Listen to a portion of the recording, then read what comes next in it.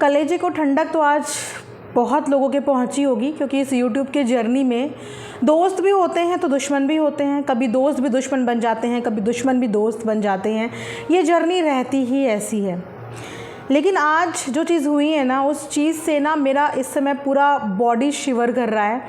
Being a creator, being a YouTuber, मैं इस journey को समझ सकती हूँ। मुझे आज भी याद है कि जिस दिन मैंने अपना ये चैनल शुरू किया, कई बार गिव अप किया, कई बार रीस्टार्ट किया, फिर गिव अप किया, फिर रीस्टार्ट किया। रोज़ के सब्सक्राइबर्स देखना, रोज़ के व्यूज़ देखना। जिस तरह एक इंसान, एक माँ अपने बच्चे को पाल पोस के बड़ा करती है ना, उसका एक माइलस्टोन पे खुश होती है, ऐसे ही एक क्रिएटर के लिए उसका चैनल होता है और वो अपनी ज़िंदगी के मैक्सिमम घंटे अपने चैनल पे देता है। और उसके बाद जब वो चीज़ उसके हाथ से निकल जाए तो एक क्रिएटर होने के नाते वो दर्द, वो तकलीफ़ मैं बर्दाश्त कर सकती हूँ और कर पा रही हूँ। आप लोग सोच रहे होंगे कि मैं किसके बारे में बात कर रही हूँ, आखिर ऐसा क्या हो गया। वही हुआ जो नहीं होना चाहिए था, वही हुआ जिसे रोकने की बहुत कोशिश की गई। लेकिन कुछ चीज़ें भगवान की मर्ज़ी से होती हैं और कुछ चीज़ें इंसान की मर्ज़ी से होती हैं। भगवान तो मुझे लगता है फिर भी आज की डेट में हाथ जोड़ने, प्रार्थना करने से कहीं ना कहीं सुन लेता है, लेकिन आज की डेट में इंसानों ने सुनना छोड़ दिया है, इंसानों ने दर्द समझना छोड़ दिया है। इसीलिए तो इसे कलयुग कह रहे हैं। यूट्यूब का एक क्रिएटर अमित मिश्रा, जिसे आज तक कभी किसी कंट्रोवर्सी में पड़ते हुए नहीं देखा, जिसके लिए आज तक कभी किसी को नेगेटिव बोलते हुए नहीं देखा, जिसका काम अपनी शॉर्ट वीडियो के माध्यम से कंटेंट क्रिएट करना था। एक मिडिल क्लास फैमिली का लड़का जिसने अपने घूमने फिरने की उम्र में अपने चैनल पे अपने वो साल दिए, 6 साल अपने चैनल पे दिए, क्योंकि उसने अपने चैनल को ही अपनी नौकरी समझ लिया था कि ये मेरी नौकरी है, मेरी रोज़ी रोटी है और मेरा फ्यूचर मेरे चैनल पे ही डिपेंड है। धीरे धीरे उसने अपना चैनल ग्रो करके 6 साल में 4 मिलियन तक पहुंचाया। मैंने कभी उसके लिए गलत नहीं सुना, मैंने कभी उसके लिए बुरा नहीं सुना, उसे कभी किसी के लिए बुरा कहते हुए नहीं सुना। जेन्युइन दिखने वाला लड़का, जेन्युइनली काम करने वाला लड़का, शॉर्ट वीडियो से एंटरटेनमेंट के ज़रिए अपनी पहचान बनाने वाला लड़के का चैनल आज हमारी आंखों के सामने चला गया। वो पिछले 10 दिन से हर न्यूज़ चैनल पे जाके हर जगह अपना दर्द बयान करने की कोशिश कर रहा था। उस दर्द में उसने गलतियां भी करी, उसने उस दर्द में गलतियां भी करी। लेकिन एक बात मुझे बताइए, मरता क्या नहीं करता?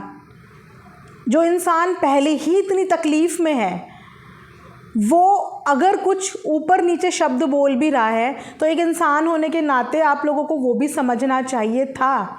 कुछ लोगों को लगा कि ये पब्लिसिटी कर रहा है, कुछ लोगों को लगा कि ये फेम कर रहा है। किस बात का फेम?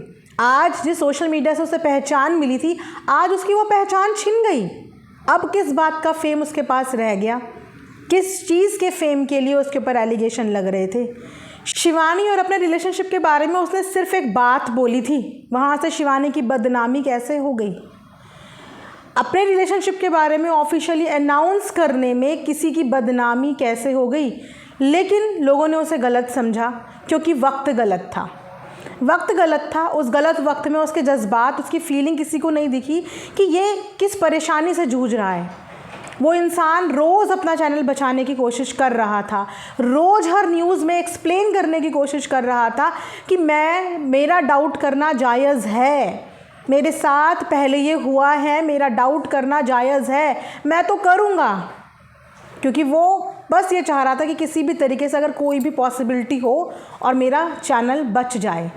लेकिन ना तो वो अपना चैनल बचा पाया, ना अपनी इज़्ज़त बचा पाया, क्योंकि उसकी इज़्ज़त उछालने वाले आप में से ही कुछ लोग थे जिन्होंने एक इंसान का दर्द तो समझा लेकिन दूसरे की तकलीफ़ नहीं समझी। बहुत से लोग भुक्तभोगी भी थे, अपने चैनल के साथ भुक्तभोगी भी थे।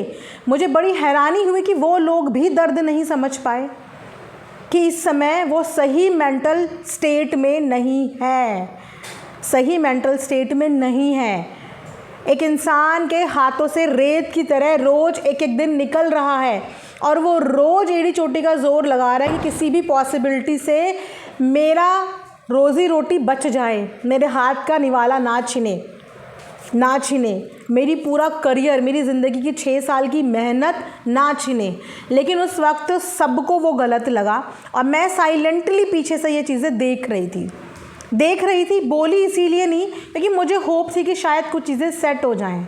लेकिन आज मेरे अंदर का क्रिएटर बोल रहा है, एज अ रिएक्शन चैनल नहीं बोल रही हूँ, एज अ क्रिएटर बोल रही हूँ कि कितनी मेहनत लगती है एक सब्सक्राइबर इकट्ठा करने में। और आज 4 मिलियन का चैनल एक झटके में चला गया और किसी ने मदद के नाम पे मोरल सपोर्ट भी नहीं किया। अरे मरते हुए को तो एक बार हर कोई सहला ही देता है, एक बार जाते जाते बोल ही देता है कि अच्छा इंसान था, लेकिन उसकी तकलीफ़ किसी ने समझी ही नहीं। वो बताता रहा कि मेरे पास 5 दिन बचे हैं, 6 दिन बचे हैं, कभी भी मेरा चैनल चले जाएगा। नहीं, मरते हुए पे और वार करो। एज अ इंसान नहीं समझ पा रहे थे, एज अ क्रिएटर तो उसकी भावनाएं समझते। आज उसका चैनल गया है, कल किसी और का भी हो सकता है। उसको अपने चैनल के जाने के पीछे डाउट था, शक हर कोई हर किसी पे करता है। आज की डेट में अगर हमारे पास एक नेगेटिव कमेंट भी आ जाए तो हम उस पर भी शक करते हैं कि पक्का ये हमारे किसी उसने किया होगा। शक पे तो दुनिया कायम है, हर कोई किसी पे डाउट करता है। लेकिन उसको डाउट करने की इतनी बड़ी सज़ा मिली कि किसी ने उसके बुरे वक्त में उसे सपोर्ट करना तो बहुत दूर की बात है, मरते हुए को और मारने की पूरी कोशिश करी कि ये बस जल्दी से जल्दी ख़त्म हो जाए। और आज अमित मिश्रा का अस्तित्व, उसका सोशल मीडिया का अकाउंट, उसकी पहचान, उसका सो कॉल्ड नेम फेम, जिन्हें आप लग रहा था कि वो पब्लिसिटी स्टंट के ज़रिए नेम फेम कमाना चाह रहा है, आज उसके हाथ से चला गया। आज देखते ही देखते उसके हाथ से वो सारा नेम फेम चला गया। बहुत बुरा लगा मुझे ये चीज़ देख के, मुझे लिटरली बहुत ही ज़्यादा बुरा फील हुआ। काश कि जिन्होंने ये किया उनको समझ में आती है क्रिएटर की मेहनत, लेकिन अगर ये उन्होंने ही किया तो फिर ये खतरा सब पे है। ये खतरा हर उस मिलियन क्रिएटर पे है, क्योंकि जिस म्यूज़िक कंपनी का हवाला देके उसको 65 स्ट्राइक मिली हैं, उस म्यूज़िक कंपनी के गाने छोटे से लेकर बड़ा हर क्रिएटर इस्तेमाल कर रहा है।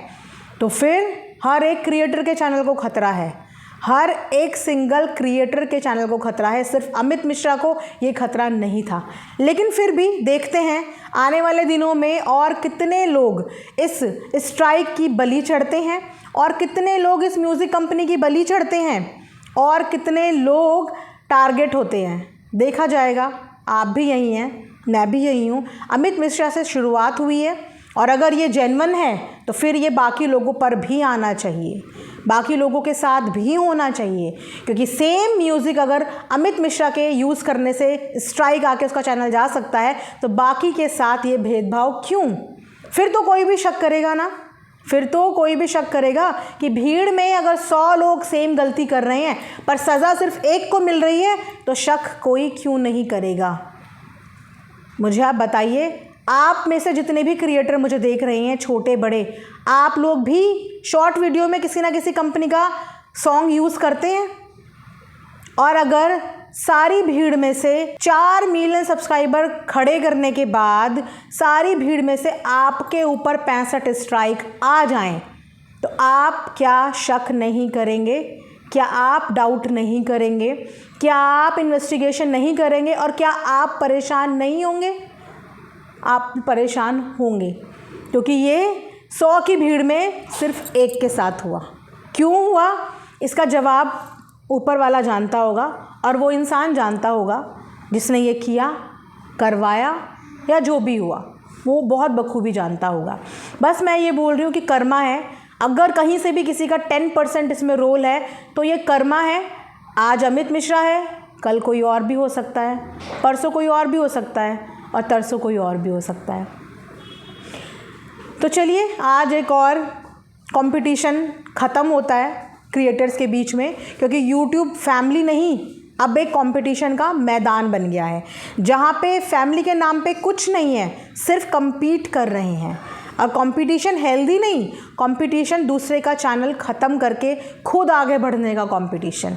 ये कंपटीशन की आड़ में आप लोगों ने सारे रिश्ते, यूट्यूब की फैमिली, सब कुछ भुला दिया है। यूट्यूब फैमिली के नाम पे आप में से कोई उसके साथ खड़ा नहीं हुआ, किसी ने उसको सपोर्ट करके फ्रंट फुट पे आके उसका हाथ थाम के नहीं बोला कि मेरे साथ चलना, मैं करवाता हूँ। सब ने सिर्फ एक मुद्दा पकड़ लिया, बदनामी करी, बदनामी करी, बदनामी करी। लेकिन किसी ने ये नहीं सोचा कि उस बदनामी के पीछे उस लड़के की तकलीफ़ क्या है। उसने बदनामी नहीं करी थी, उसने सिर्फ अपना रिलेशनशिप ऑफिशियल बोलने की हिम्मत करी थी, ऑफिशियली अनाउंस करने की हिम्मत करी थी। इसमें बदनामी किसी की कहाँ से हुई?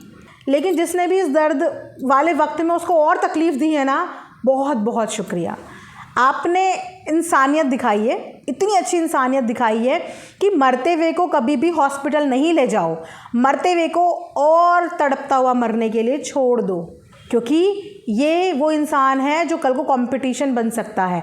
और अच्छा है, यूट्यूब से जितने कंपटीशन कम होंगे उतना अदर क्रिएटर्स के लिए अच्छी बात है।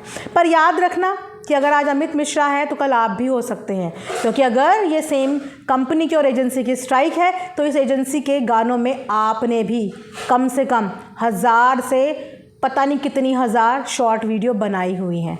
तो अगर अपना चैनल भी बचाना है तो आप अभी से काम करना शुरू कर दो। और अगर कोई टेंशन ही नहीं है तो फिर अमित मिश्रा बेचारे बलि का बकरा बन गए। Well, all the best Amit Mishra. मैं यही बोलना चाहूँगी कि हिम्मत हारनी नहीं चाहिए। आपने बहुत मेहनत करी। जिस जवानी में लड़के मस्ती करते हैं, मटरगस्ती करते हैं, माँ बाप का पैसा उड़ाते हैं, उस उम्र में आपने कमाने का अपना साधन ढूंढा, अपनी मेहनत करी, कमाया, अपने परिवार को, अपने आप को इस्टेब्लिश किया। आपने बहुत अच्छा काम किया। आज तक आपके बारे में कभी गलत नहीं सुना था, ना कभी आपको गलत देखा। बस ये कुछ दिन जो थे वो भारी पड़ गए आप पे। लेकिन आपको अपने टैलेंट पे हमेशा फ़ख्र भी होना चाहिए और मजबूत भी होना चाहिए। कोई बात नहीं, एक चीज़ ख़त्म हुई है ना, अभी तो पूरी जर्नी बाकी है। और आपको ज़िंदगी की बहुत अर्ली एज में तजुर्बे मिल गए। शायद ये तजुर्बा आपको बाद में मिलता अगर, तो आपको संभलने का मौका भी नहीं मिलता। आपको बहुत अर्ली एज में लोगों के रंग रूप नज़र आ गए, एक एक्सपीरियंस मिल गया। आई एम श्योर कि एक्सपीरियंस आपके आगे के फ्यूचर के लिए बहुत ब्राइट रहेगा। इसी पॉजिटिविटी के साथ मैं अपना ये रिएक्शन नहीं बोलूँगी, अपनी ये फीलिंग्स यहीं पे एंड करती हूँ और रिक्वेस्ट करती हूँ आप लोगों से कि प्लीज़ किसी के भी चैनल को इंटेंशनली अनइंटेंशनली बर्बाद करने की, मिटाने की मत सोचें। बहुत मेहनत लगती है, बहुत मेहनत, मत सोचें।